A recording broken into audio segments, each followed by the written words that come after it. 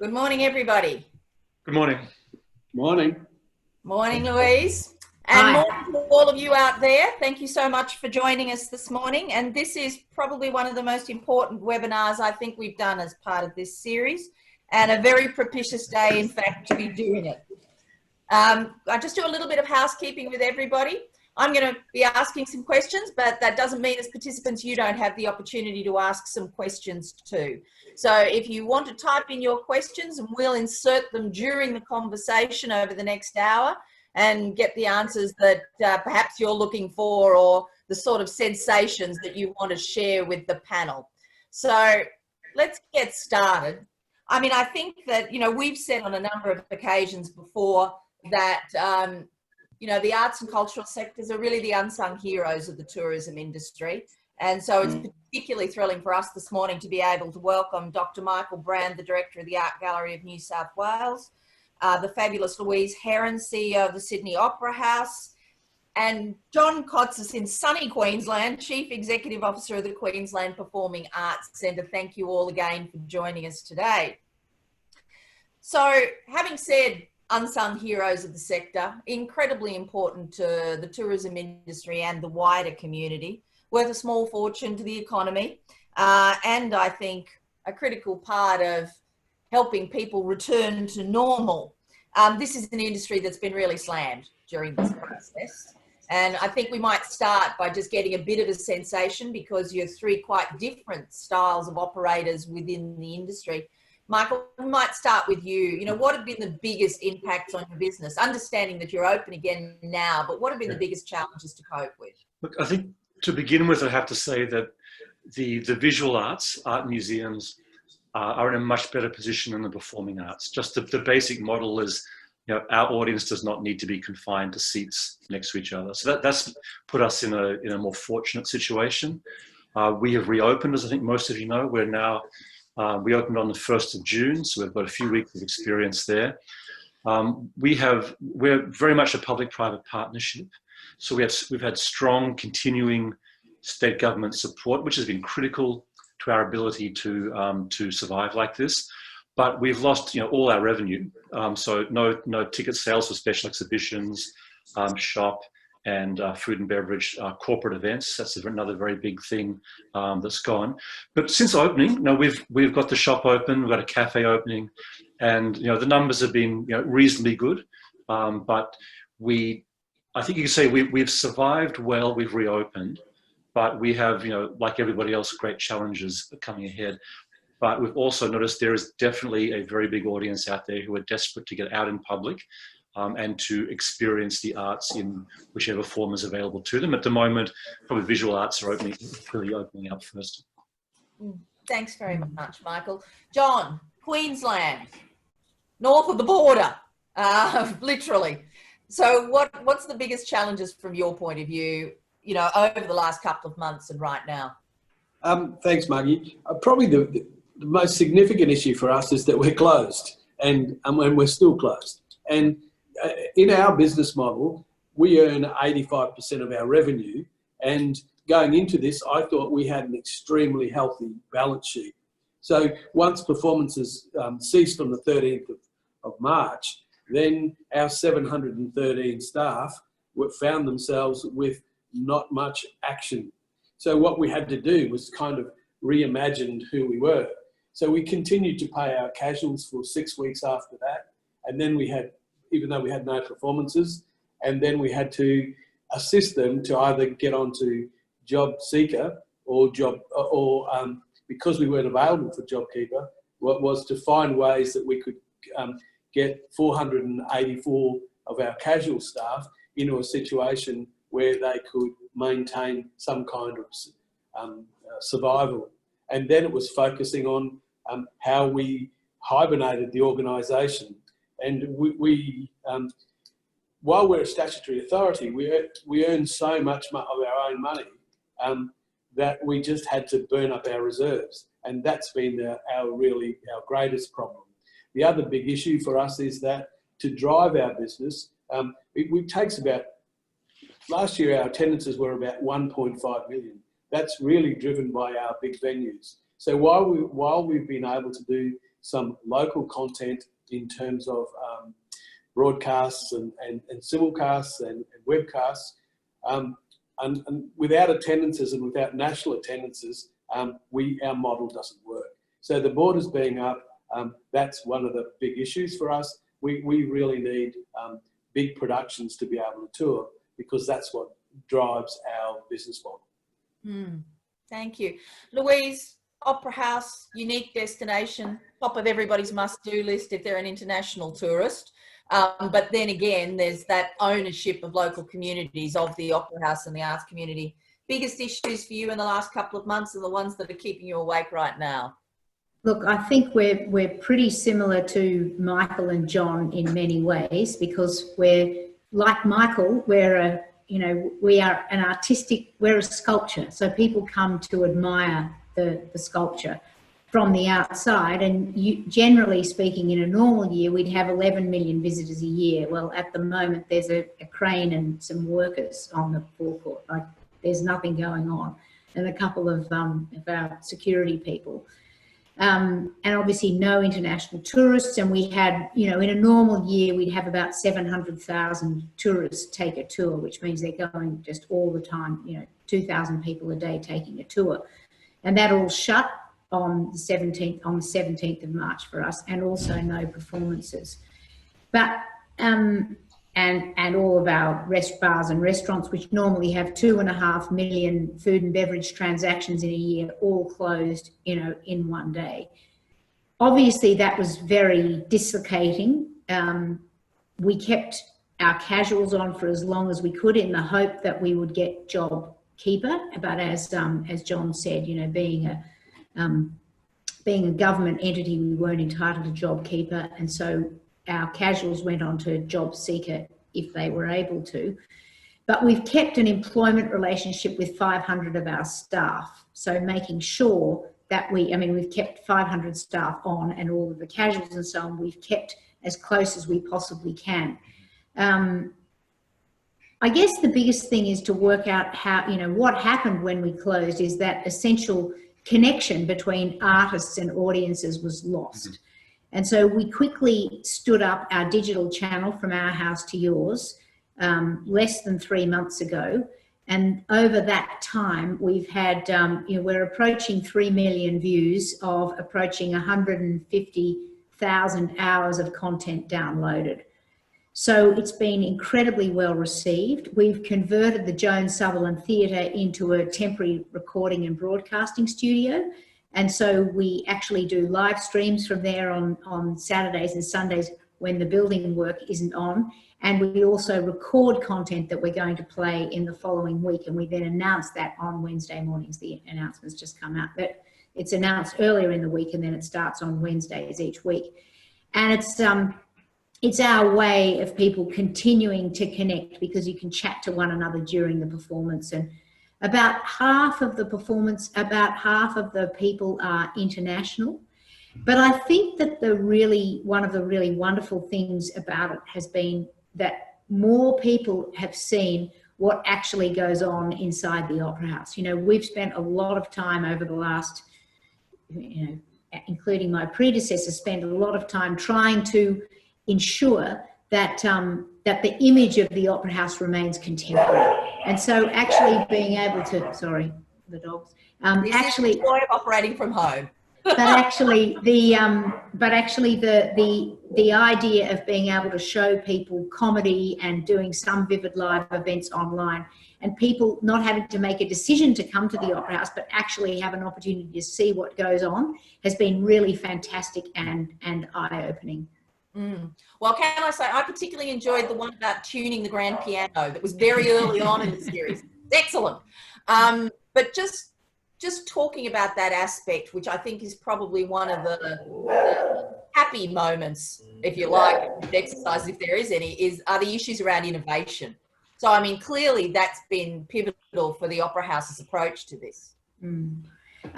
Yes, we had a digital strategy for years that we would get things like the live stream of the sales would get 5 million views, and we would do all sorts of things over Vivid and other times that would be sort of bang moments that lots and lots of people would look at. But what we haven't done is a consistent showing of work through our digital channels. And that has been absolutely wonderful. In fact, it's been so well supported that we said, you know, we're actually running out of content, so we need to commission some new works. And we decided, as many artists are suffering and don't have any work and don't get to express themselves to an audience, we decided to set up a fund which is called New Work Now, which we set up about 2.5 weeks ago, with the aim of commissioning, making micro commissions of about $5,000 or larger commissions and completing works. And I'm pleased to say that we've almost hit our target of $1 million, including from our building contractors, from our cleaners, from our engineers, our plumbers, as well as from our, you know, our normal donors and other corporates as well. And everyone has said, God, that just makes so much sense. So the work is going to be shown, it's commissioned, it goes directly to the local artists. It gives local artists an opportunity that they haven't had in the past to have a sort of centre stage on the Opera House. And the work is that will then be shown on From Our House to Yours and in live theatres once that's possible. So actually looking at what we can do differently, and you know, the community response has been fantastic and really, and a great legacy issue. Great legacy issue. Michael, from the gallery's perspective, because you are iconic, and I think, you know, for so many Australians, but particularly Sydney-siders, I mean, you know, it's that thing you do, isn't it? You zip off to the gallery on the weekend, and you'll notice that my small puppy is now making a contribution to the puppy voice of this morning. So over to you. You know, I mean, look, we're in a similar situation to Louise at the Opera House. We've taken a decision to re-ramp up the online presence and not just give access to what we already had archived, but to produce new content. And by producing new content, actually provide small, I mean, even more micro commissions to artists, including performing artists. So to bring a musician in just by themselves, sometimes perform in one of our empty galleries. We've had the range from Delta Goodwin came in and did a fantastic performance. She was going to come and do something of her own anyway, and she got so excited about our Together in Art offering that she devoted it to that. Other younger artists like Rainbow Chan came in and did a performance solo guitar and voice, where she actually used the resonance of the building as part of her performance.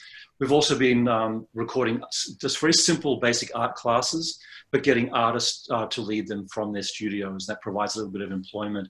So that's been really good, I think, showing the gallery to be a little bit more spontaneous, give it more sort of informal, a bit more intimacy there. But I think the other thing, and Louise and I have been talking about this too, it's a fantastic opportunity to really connect with community.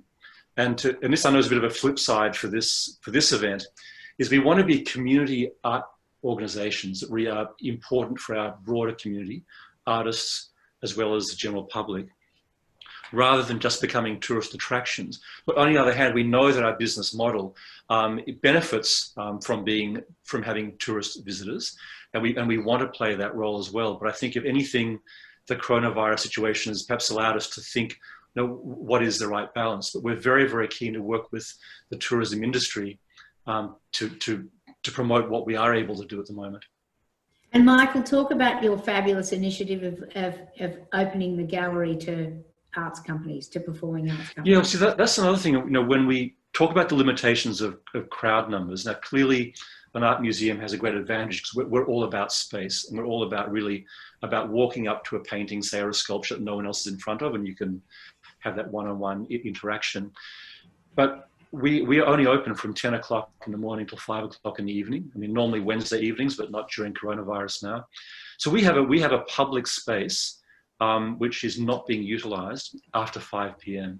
So we do wonder whether, we've been talking to some of our sister institutions in the performing arts areas, whether there's a way we can collaborate with them. And we're already well down the track with a couple of Sydney organisations, Sydney-based ones, to do that. Sometimes broadcasting, sometimes doing performances for our benefactors, for our combined benefactors, because clearly philanthropy becomes even more important in times like this. Absolutely. Now, John, you know, your organisation is like the Cultural Hub of Brisbane. So, you know, how is that, you know, what's happening now, and what kind of innovation are you sort of undertaking to try and bring Brisbane back to what's been its beating cultural heart for some time now?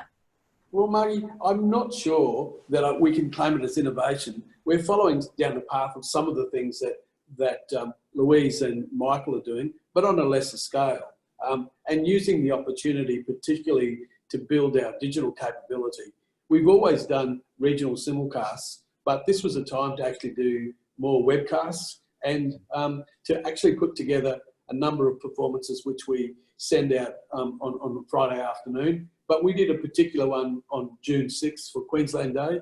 This year was the 35th year that QPAC was open, and it's that when we'd always done something on June the 6th. So we did a major output on June the 6th, and that was really well received.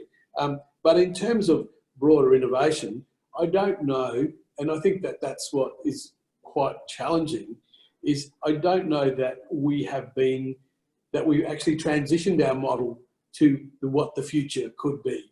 I think we're still struggling with it seems to me there's two parts to any performing arts company. There's the performance and there's the audience. And while we're connecting with the audiences digitally, I think what I'm not certain of is that we're actually getting the resonances that you would get in live, or being able to stimulate that as a conversation. And I think that's where we need to go in terms of understanding where the digital platform or digital delivery will take us. I think there's also a difference between our organisations, though, which is that some of us have the benefit of quite generous insurance policies, and yes, which Michael and I do, and John sadly doesn't. And so for us, we've actually been able to look to the future and plan the future and work out, you know, what we might be able to do, because we, as New South Wales state government cultural institutions, are not facing an existential crisis. And I think it's really important to state that, to acknowledge the government's fabulous contribution to the arts to our cultural institutions, forming part of government. And John hasn't had the same lucky scenario, and it hasn't, and John and I and Claire Spencer in the Arts Centre Melbourne, and Douglas Gautier in Adelaide have all been talking, as well as to our New Zealand colleagues, about our different situations. And I think it's fair to say that John's institution is incredibly innovative, but it's difficult to be innovative when you're facing an existential crisis. And if you look at if you look, for example, at the Royal Albert Hall this morning has said, it's not talking about months, it's talking about weeks. The Lincoln Centre is the same. There are several major performing arts venues around the world that are really struggling, and support is terribly important, not only as to what we do now, as to how we plan the future, but what we actually can do now to maintain that connection. Also, Margie, if I just add on to that, from what Louise was saying, that because we have been fortunate in New South Wales, at least, to have that support, I think we feel also doubly obliged to do what we can to support our staff, our artists, but also the economy. And if we are not facing an existential situation right now, how can we, as quickly as possible, provide events, performances, opportunities, encouragement for tourists to travel, whether it's from Melbourne or Brisbane or eventually internationally, because I think even the art gallery, as opposed to the Opera House, I mean, we're ready with, we'll have the Archibald opening late September. That'll be our next big test to go from sort of regular opening to ticketed major exhibitions, and then Arthur Streeton opening in early November. How can we leverage that in a way that really provides drive for tourism industry in Sydney, hotels, restaurants, airlines, taxis, everything else? Yeah, it is that continuous visitor economy piece as opposed to just the simple tourism part of it. You're quite right. I mean, look, interestingly enough, this issue of enticing people back into a theatre environment or wherever, and I fully accept slightly easier from an art gallery point of view, but we had some research done by Newgate about a month ago that told us that about 21% of people said one of their number one thing to do. So 1 in 5 said their number one thing to do once they could get out and about again was to go back to cultural institutions, to festivals, etc., etc. So that's 1 in 5, and that's pretty good. But do you think, John, for example, that part of the issue here is the confidence factor? How do you get people to feel safe, and that this new world of attending, you know, a venue is going to be safe for them? Margie, I think that's certainly one of the issues, but the polling we've been doing and the research we've been doing with our audience is that they're desperate to come back. So the issue for us is having the content in the kind of venue capacity that will enable a positive experience. Part of the solution for us is to get beyond social distancing. Now that sounds counterproductive, but you know, like our big venues, which we've got 3 big venues, and I class big as 2,000, 1,800, 850.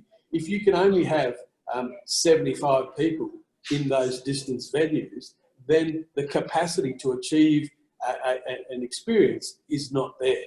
And also commercially, it's not viable. So one of the really big issues that QPAC will have is that it's dependent on large-scale touring nationally. And until that gets up and is financially viable, we're going to always be a little constrained. That's not to say that we can't do other smaller performances, and we're working with potentially the Brisbane Festival in September to do things that draw audiences back. But I'm very confident that once we're open and running, the audiences are going to come back. Even if they don't come back at 100% of pre-COVID, they're going to come back because they feel a connection to the arts. And I think that's one of the really positive things of this is the community support, as my colleagues have talked about, for the understanding and involvement of the arts. I think one of the great things about the arts is that it leads to, like many other cultural things, whether it's sport or cooking or whatever you want to talk about, we're part of building a civil society. What COVID did was push us back into our caves. And we know that we don't want to be cavemen. We want to belong in a civil society. So I think they're going to come out. Absolutely. I mean, Louise, from your point of view too, you know, it is about the local community and the wider Australian community embracing the arts and cultural community, but it's still an issue for us if we don't have international borders open. So how much of an impact does it have on your organisation if those international borders don't, for example, open in bulk beyond New Zealand until, say, the first part of next year or even later? Well, it has in terms of our audience and attendance, it's about 40%. Food and beverage operations, it's about 40%. Our tours, it's about 90%. And then there's also, you know, international acts. And not being able to bring international artists in is a big deal as well. But again, that provides opportunity for local artists. And it's this, you know, I think that, Margie, you and I often talk about the impact on tourism, and that's really important. But the impact on local people feeling that they own these local organisations, you know, we're supported by the New South Wales government. We're part of the New South Wales government, as I said. That means that New South Wales taxpayers' money is going into keeping Michael's Art Gallery and our Opera House and the museum and everything else open. And we want to create a greater sense of ownership for Sydney-siders of our local institutions and make sure that they come, that they feel that these things are theirs. And also by providing a greater opportunity for local artists to perform at at this local centre, which is the Opera House, is a brilliant thing to do, because it actually changes the way that we see ourselves, because we're then not defining ourselves by saying, oh, look, you know, we're the #1 tourism attraction for international tourists. Who really cares? What you want to do is to be a place that Sydney-siders feel is theirs. And if the more successful it is among Sydney-siders, equally the more successful it will be throughout Australia and to international tourists. I mean, you don't want to go to a place in New York that's full of, you know, Russian tourists. It's not that much fun because you don't feel like you're at the real thing. Yeah. And it's the same here. The more we can make this ours and use this opportunity to actually, in a sense, you know, reappropriate it is really important. And just another silver lining of the closure for the Opera House itself is, as well as continuing our building works, and I went on a site tour yesterday and saw inside the concert hall with the, you know, there are no seats, covered in scaffolding, you know, making holes through places to put in a new lift and so on. All of that is absolutely, you know, is absolutely brilliant. But we're doing other projects. Like, you could never normally upgrade the lavatories in the green room because they're used 20 hours a day, and you have to somehow find a way of doing the upgrade between 2 a.m. and 6 a.m., but not now. So the guy who's the head of maintenance said to me yesterday, it's as if we've allowed the Opera House to breathe again. You know, she's had the opportunity to actually breathe and restore and renew. And I think that we've got to take that positive energy. Admittedly, we are cushioned, you know, and I keep on coming back to that fact.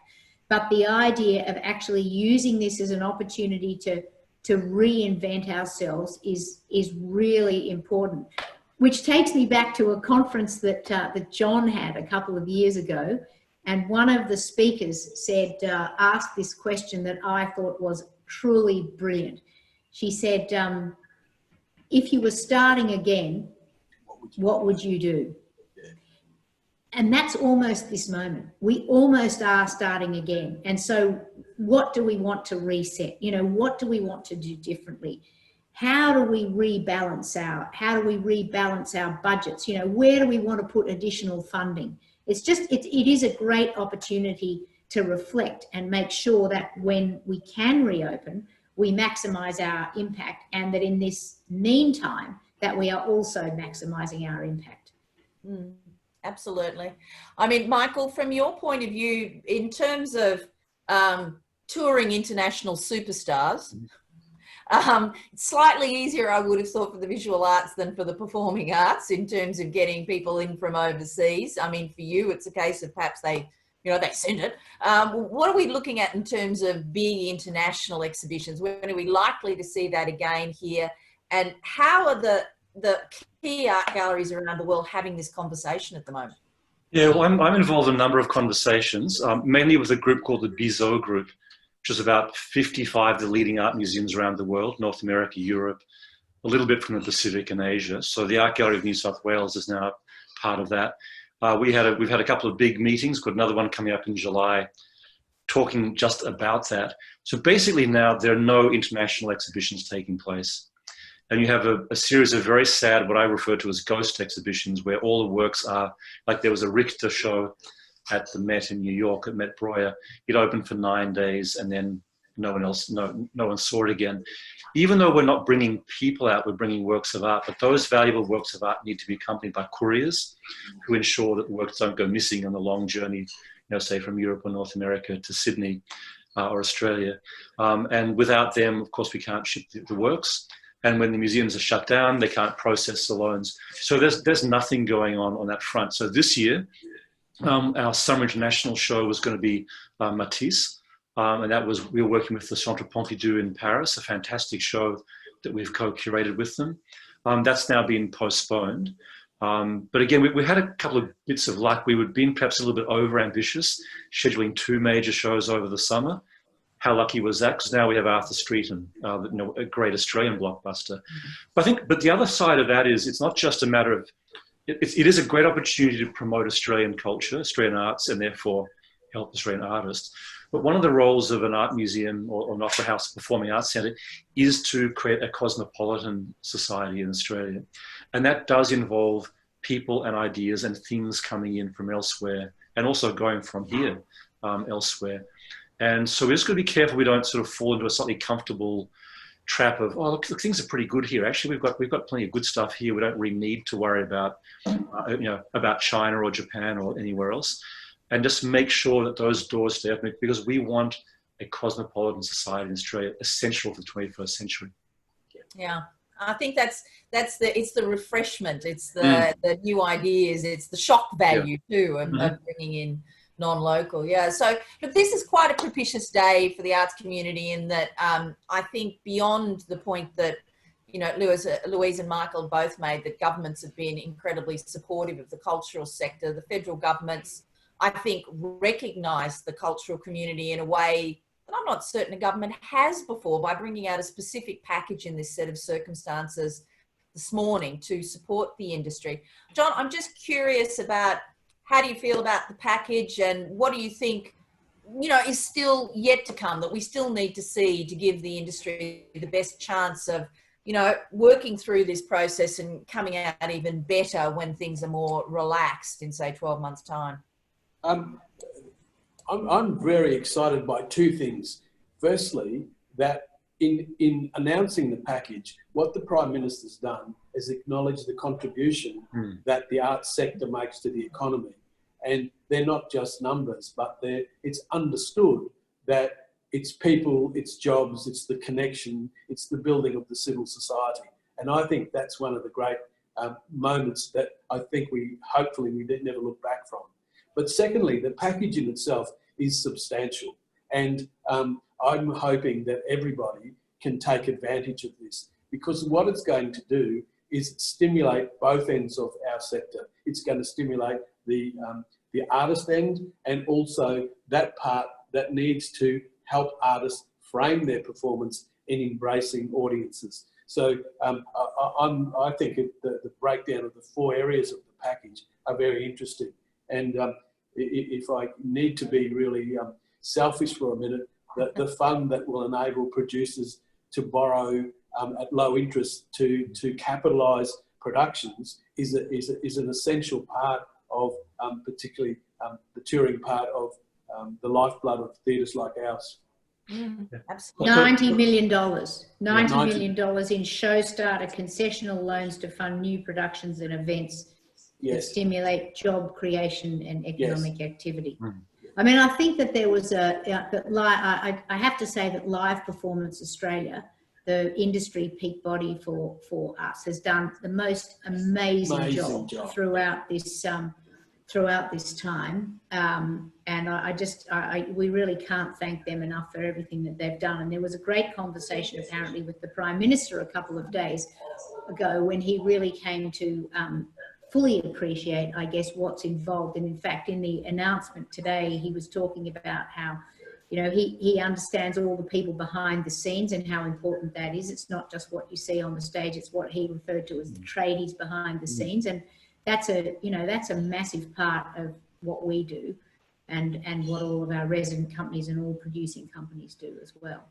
That's right. So having that public acknowledgement goes down all the way, not just through the artists, but all the way through to our casual staff, who we need to do their job really well if we're going to deliver quality experiences in the theatre. Michael, from your point of view? Look, so far, most of the packages haven't seemed to have applied to art museums so much, but we're delighted to see this package. It will support, you know, the broadest range of art in the community. And as Louise said, it's really important that people recognise it's not just performing artists or artists. It's tradies. It's every, you know, you can't believe the number of people who work on a major international exhibition, which is fantastic. There is you know, being the confirmed optimist I am, there's another slight possible silver lining here. I mean, clearly Australia in general has done much, much better with coronavirus than most other countries. So we're in a better footing there. Hopefully that continues. If with this sort of support, our arts organisations can stay strong, we are potentially in a good position to, when you look at the problems, say, my colleagues in the US face at art museums, where they rely on ticketed admission, general admission, and we have free admission at the Art Gallery of New South Wales, so people not turning up every day doesn't have the immediate impact. That we could be in a pretty strong bargaining position to borrow exhibitions, to sponsor tours of performance, because, you know, they may be months or sometimes even years behind us in opening up in certain ways. So, and even, you know, it's perhaps a bit preposterous, but, you know, with art acquisitions, I mean, sometimes a crisis like this does make people shed some assets. So I shouldn't say things like that. Well, maybe bargains to be had, who knows? Well, Yes, excellent for the New South Wales taxpayers' capacity to enjoy a wider cultural experience. Yes. Louise, can I just flag something with you? And I'd like everybody's opinion on this one, in the sense that this has been incredibly tough times for the cultural communities across the board. And do you see an issue in future where young people may be put off the idea of being creative artists in whatever genre of the community by the difficulties now? And is there a need to sort of think about that longer term, encouraging people to consider a career within the cultural communities? Do you think that's going to be an issue? No, I think so, absolutely. And I've got my youngest daughter's an artist. I'm just starting off, so if I didn't already know that, I certainly know it now. It is challenging, but I suppose the other way of looking at it, it's always been challenging. Yes. If you want to be an artist or a performer or a musician, you just do it because you love it and you're committed to saying something. So it's a very resilient community. But one interesting bit of feedback I think we've been having, perhaps Louise, you were talking about this yesterday, that for some with job keeper or job seeker, they're actually getting a slightly elevated level of support than what they've had in the past. So let's make sure that when the immediate crisis is over, we don't lose that sense of supporting the artist, the art world, and just go back to a more sort of dire and draconian way of sink or swim. Yeah, I think what you say is right, Michael, as well, that this terrible thought about reducing the level of funding essentially that's available for arts degrees, let's say, to continue to create a civilized society. But I think it's interesting that people will probably still do arts degrees. There was a great Ross Gittins article yesterday about, how people will still go for arts degrees because that's the thing that they want to do, and they don't really take into account the longer term considerations.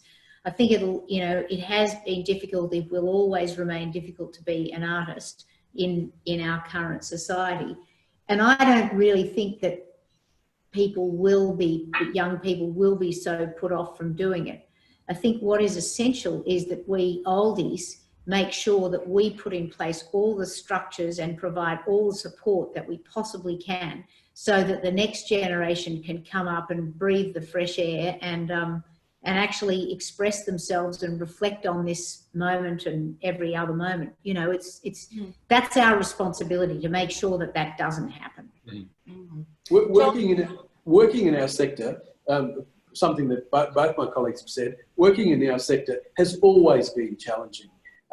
I always say to our young staff, look at two careers, not abandon this one, but actually make sure that you've got a safety net in place. And so the two things that I've always think is that resilience is extremely important. I think not just in our sector, but every sector of the economy is being challenged with COVID. COVID has really ripped the Band-Aid of our society, and all the issues have come up. So wherever you work, wherever you live, resilience is extremely important. And I think the other thing is having a degree of flexibility so that you can cope with change.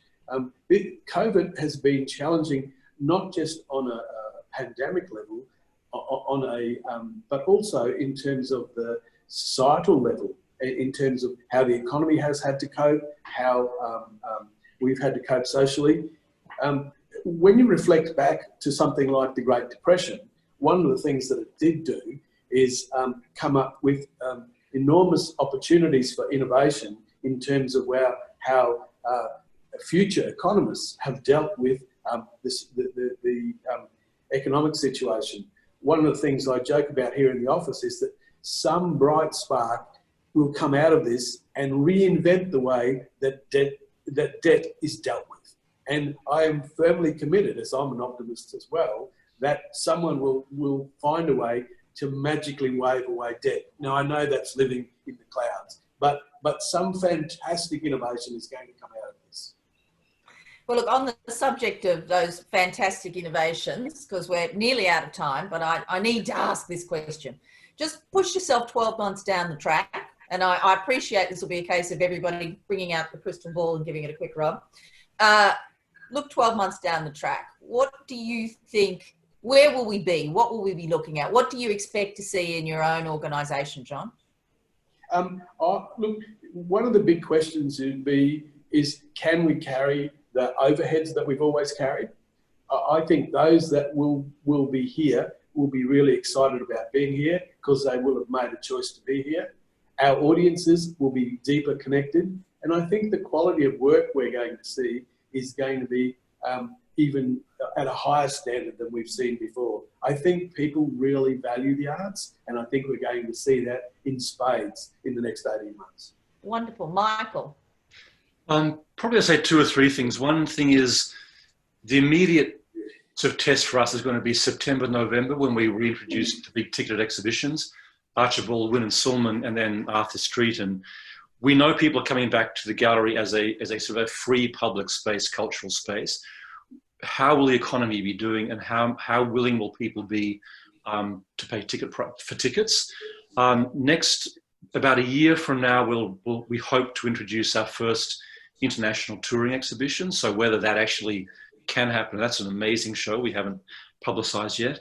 But for us, we're in an interesting situation because we've got the Sydney Modern project, the building site, has gone on full steam ahead right during the coronavirus lockdown. So we were very lucky. We started construction in November last year. So for us, we're really looking at this as a 2.5-year process. So from opening our doors on June 1st to opening an expanded campus in late 2022 with the Sydney Modern project completed, it's really that sort of journey. We're already thinking about things is sort of 2.5 years rather than say 3 months or 6 months. But that project itself does give us great momentum. But I would also hope for the tourism industry in Australia and Sydney, cultural tourism, that's a hugely optimistic thing to have coming down the road. Fabulous. And Louise, to you the last word. Where are we in 12 months' time? Well, I think that it's a very good question, Margie. Thank you very much. And thank you also very much on behalf of us all for hosting today. I think I would say that it's about taking nothing for granted.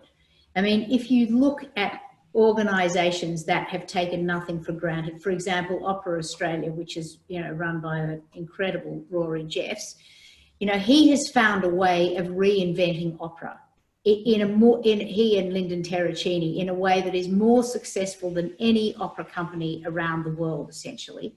And you look to what our companies can do, you look to our agility, and, I just think it's very likely that we still won't have bulk international tourists in 12 months' time. And so what are we going to do to make sure that we, that we make the most of this opportunity, that we take nothing for granted?